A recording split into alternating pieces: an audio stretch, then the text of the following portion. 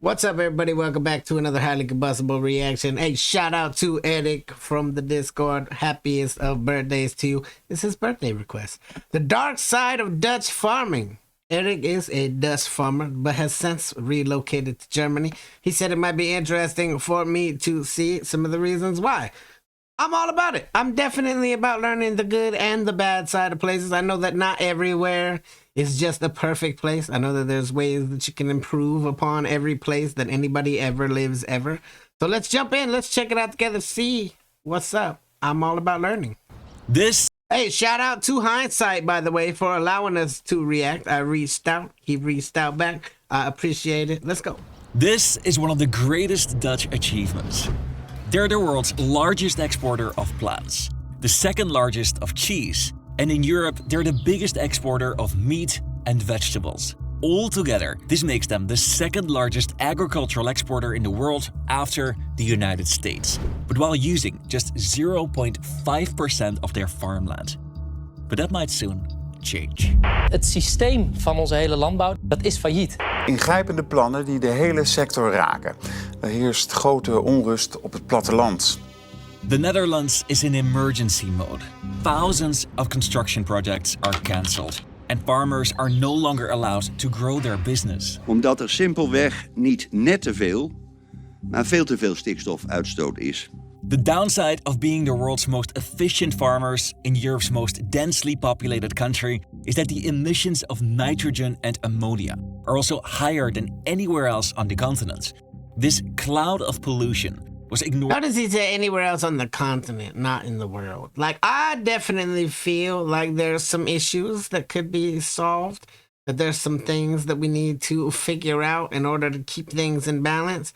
But to just be like, oh, hey, across the board, no longer growing your business because somebody up top says so. Like, this seems ridiculous to me. I would have to do a lot more research into it and things like that, but I would be pissed. I would be definitely, nobody wants to be told that, hey, you got to stop what you're doing or you can't go any further than you're doing already and we're going to put a bunch of things on you. And for decades, but in 2019, the Council of State ruled that this was illegal.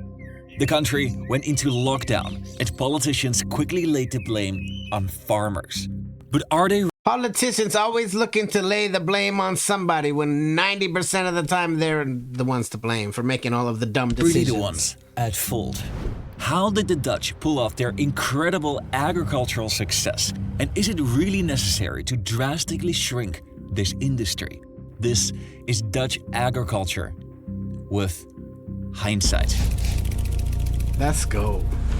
I've been working on Hindsight for about 1.5 years, and my goal is to combine storytelling with the news to create videos that provide some context to the world that we live in. I always publish all of my scripts with all of the sources, and I'm constantly trying to increase my awareness. Yo, that is awesome. The fact that somebody takes the time to put together, here's everything that was said, here's all of my sources. You know that that's a reliable source of information right there. Anybody that lists their sources, most of the people out there just spitting out some kind of thing and calling it a fact. I like being able to go back and look and see exactly where the information came from. I publish all of my scripts with all of the sources, and I'm constantly trying to increase my awareness of my own biases. I'm a one-man team, and this month in September, I'm gonna be on holiday. I'm gonna be visiting my family who live all over the world, and that means that I'm not gonna be publishing every single week. If you want to support me making these videos more frequently and with higher quality, I recently opened a Patreon page where you can support me with a donation for as little as $2 per month. I'll put up a link in the description and in the pinned comment in case you want to check it out. And now, let's go back to the video. Little over half of the Netherlands is farmland, and this sector employs nearly 200,000 people. The worth of agricultural exports is increasing, partly due to higher prices, and a significant percentage is made up of re-exports. These are products that are imported in the Netherlands, sometimes processed, and then exported to foreign markets.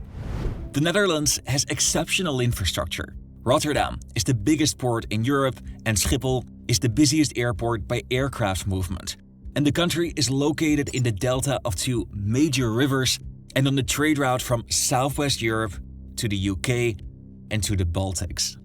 The rest of their exports consist of locally produced products, of which dairy and eggs, horticulture, which includes tulips, meat, and vegetables are the largest.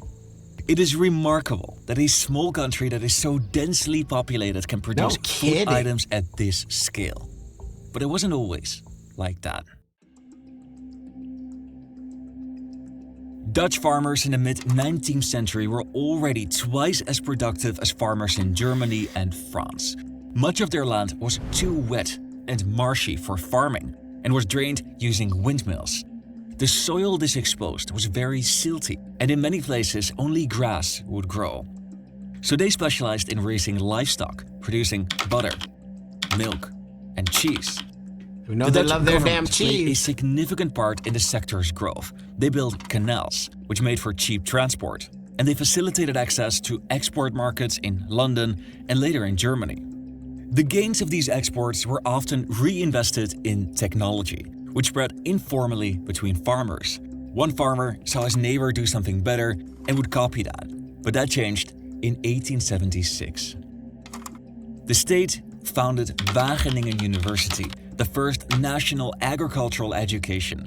They also started a program of wandelleraren, walking teachers, who worked in the field to convince farmers to adopt the latest technology. The strategy of the Dutch was to overproduce, export, and then invest in technology to keep a competitive edge. But during the World Wars, their preferred export markets closed, and there was a shortage of everything. A disaster was about to happen. The Allied forces had landed in Normandy, and they were rapidly gaining terrain. By September, they reached the Dutch border, and they dropped tens of thousands of soldiers deep behind enemy lines. The operation had some initial successes, but after 2 weeks, the offensive was brought to a standstill. The Dutch railways and many Dutch citizens had cooperated with the Allies, and the Germans wanted to punish them, so they placed an embargo on food imports. It was October and unusually cold for the time of the year. The cold winter made for a poor harvest, and the lack of fuel and cars made it difficult to distribute what farmers had. Food was rationed at 1,000 calories per day in the beginning, but this was lowered to a little over 500 calories by February. The famine killed over 20,000 people, and this became known as the Hunger Winter. This is where the story of Dutch modern agriculture starts. The Hunger Winter changed the Dutch attitude towards food security. The message from politicians to farmers was clear: scale up and intensify. But the problem was that the Netherlands was already a very densely populated country. In 1950, there were 10 million people, and by 1980, there were 14 million. There was an increased demand for food, and the available land was shrinking. The only way that this industry could grow is if their farmers would become more efficient. So guess what they did? They became frontrunners of greenhouses, and they kept more animals in less space. Between 1950 and 1980, the number of cows increased substantially, while better technology increased the average milk production per cow from over 4,000 kilograms per year to nearly 8,000 kilograms per year. The government stimulated larger farms to absorb smaller ones, and instead of producing a variety of products, to be highly specialized. All of this led to the agricultural output to grow with 60% by 1980. Jesus. But this increased scale and intensity also started showing a downside. In een kilometerslange kolonne trokken ze over de A28 naar het zuiden. De stemming onder de boeren was grimmig. Wij worden nu voor de zoveelste keer verneukt, zeg maar. Ja, en de maat is vol. There were increasing concerns over particularly the pollution of fertilizer and manure and how this was affecting the environment, soil, and the quality of drinking water. On top of that, there was an overproduction of some products like milk, and this led the Dutch government and the European Union to place restrictions on the sector. This was the beginning of a new phase, the transition to sustainable farming. We are still amidst this You can't just change everything up on people and expect them to just adopt it. Can't just...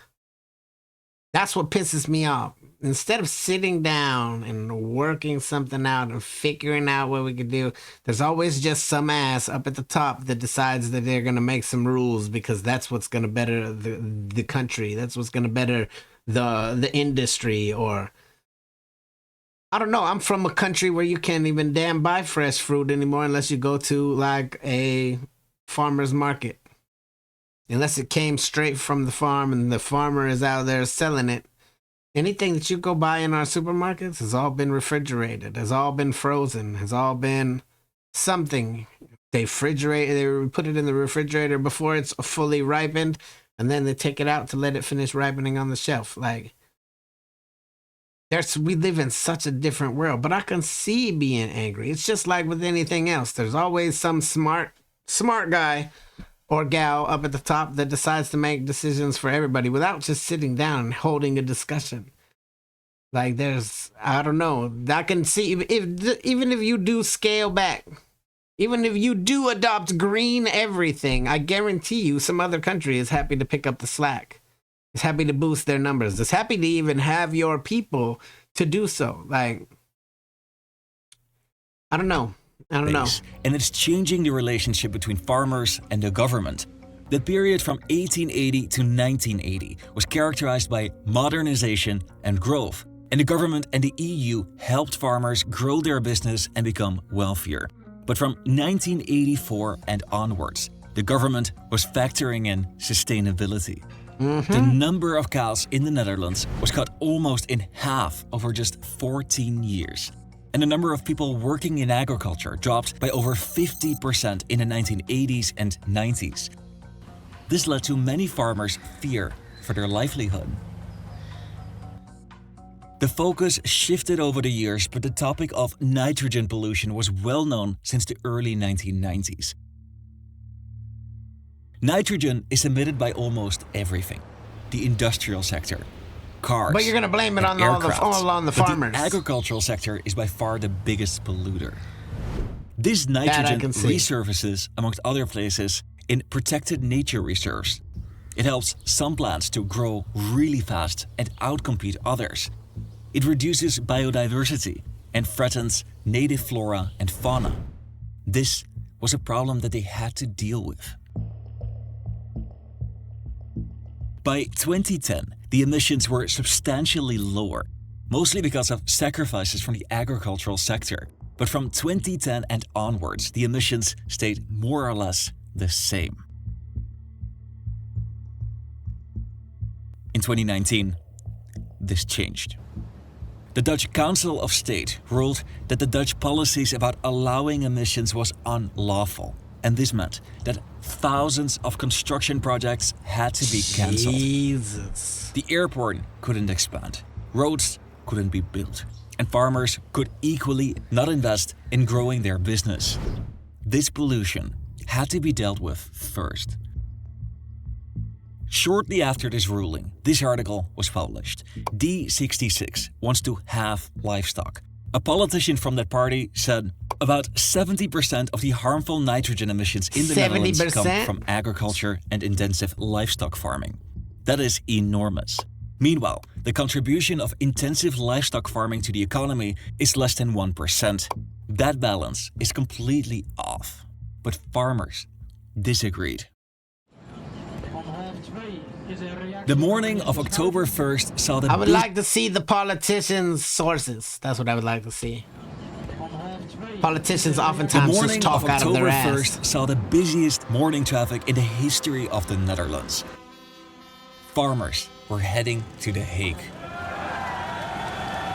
Don't mess with the people who make your food. Meer dan de helft van de boeren en hun beesten willen uitwissen.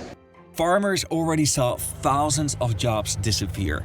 A large part of their livestock was sacrificed. And since 1990, they had already reduced emissions from ammonia with 65%, nitrogen with 50% and phosphate with 85%.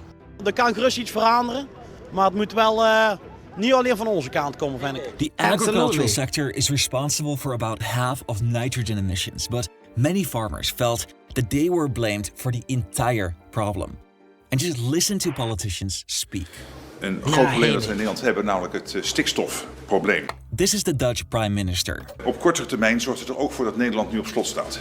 Waardoor wegenbouw, huizenbouw, andere grote projecten, trouwens ook projecten die nodig zijn voor de energietransitie, vertraging oplopen of soms zelfs niet kunnen doorgaan. Pause.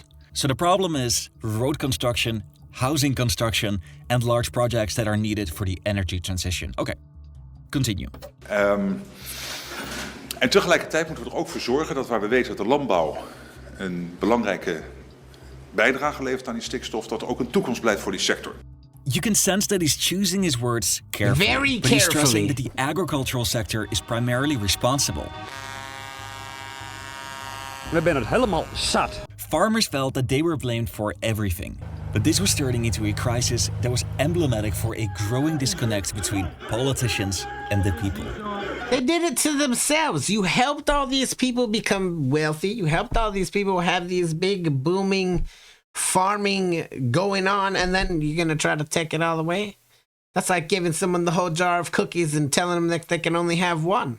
Like, no. I would be equally pissed, especially if you're trying to put most of the blame on me. No. We need to look at everything across the board, sit down and have a no shit, common sense discussion. And a lot of the things that we're being told and being shown and all of these things, that's all relatively new. People don't really know how to fix it. What's to say that you can't shut all that down and you're still going to have just as much pollution out there? To say that we're going to try to solve pollution, like the only way to do that is to get rid of humans.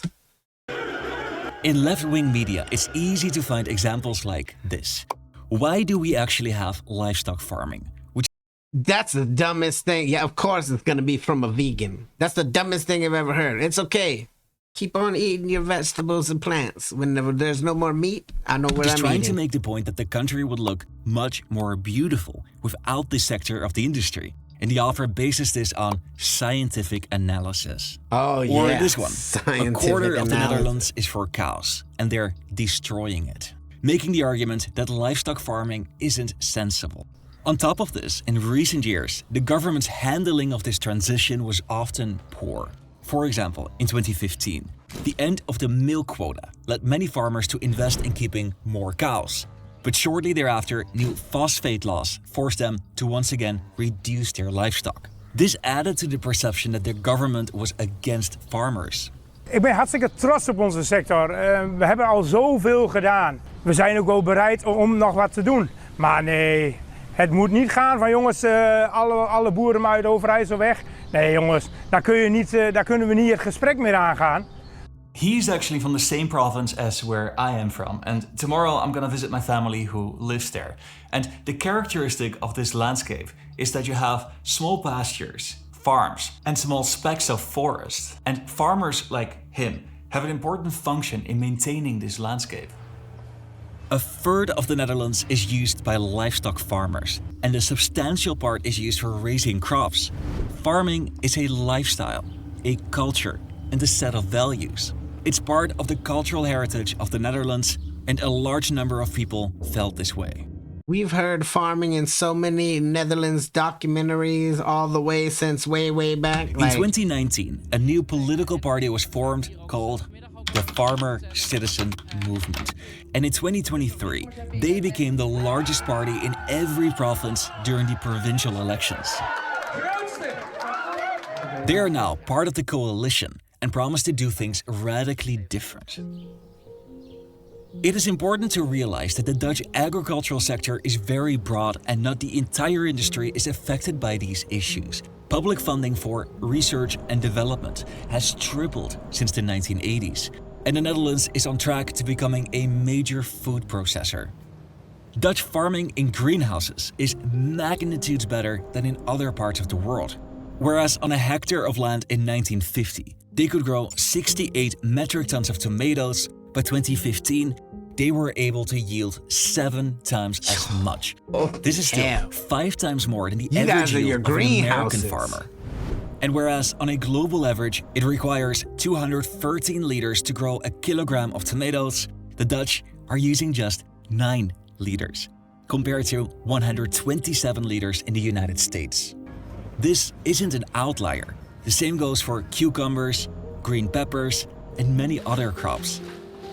The Dutch are using a fraction of the space, the fuel, and the water to grow their crops. And this skill will be in high demand in the future. But at the same time, would they even be able to do any of that without their farmers? Would they say the farmers started off big, exporting, and then the money would go to what? Technology. Would they even have any of this technology if it wasn't for the farmers? I think that everybody needs to sit down at a table and not leave the room until we get some things solved. World population is expected to grow to 10 billion people in 2050. The amount of food that is needed for the next 4 decades is equal to what all farmers have harvested over the past 8,000 years. The Netherlands is at the forefront of agricultural development, and several sectors of the industry are currently thriving. But the future of primarily livestock farmers is much more uncertain. The number of people working in this sector has been reducing for decades as a natural consequence of industrialization. But the sector doesn't have to end over emissions. The Dutch can and are trying to tackle this issue with technology, and many farmers are willing to adapt, but they just ask to be treated fairly. The Dutch agricultural success is often credited to 2 reasons: their location and their technology. But I want to argue that there is a third reason: their ability to adapt. There's no other way that they could have stayed ahead of anybody else for so many centuries. I'm saying the Dutch have been knocked down how many times by different things? Been knocked down by wars, been knocked down by floods, and every single time y'all are resilient. You come back and you figure things out. And now you're the leader in a whole bunch of things. Technology is huge up there. There's a whole bunch of things that are absolutely massive. And it's all because of that resilience. It's all because you were able to bounce back and make it better than it used to be before.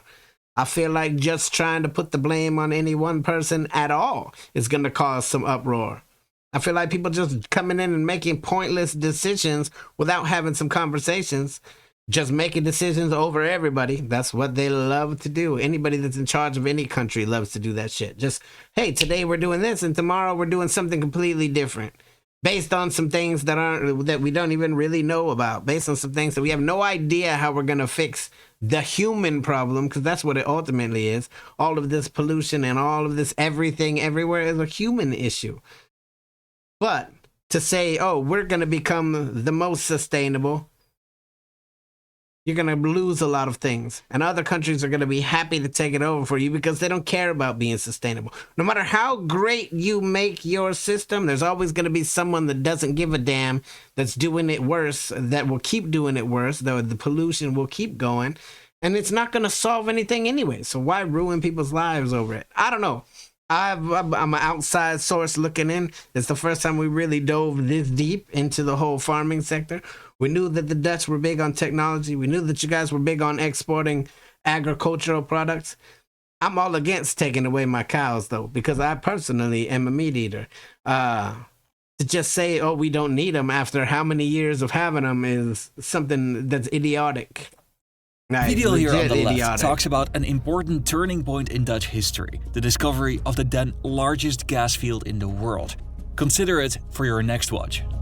Hey, definitely consider some hindsight for your next watch. Get over, show all the love in the world.